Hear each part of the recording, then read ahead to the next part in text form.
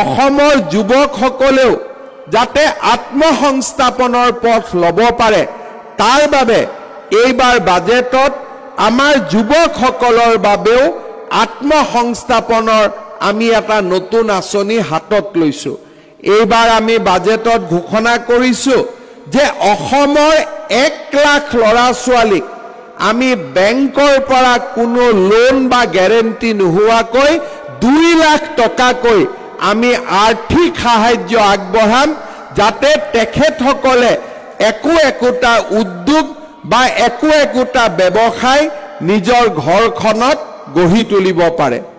চৰকাৰী চাকৰিত স্বচ্ছতা অনাৰ পিছত এইবাৰ আমি অসমৰ যুৱক যুৱতীক বা অসমৰ আই মাতৃসকলক কৰ্মমুখী কৰি তোলাৰ বাবে বিস্তৃত আঁচনি আমি হাতত লৈছো।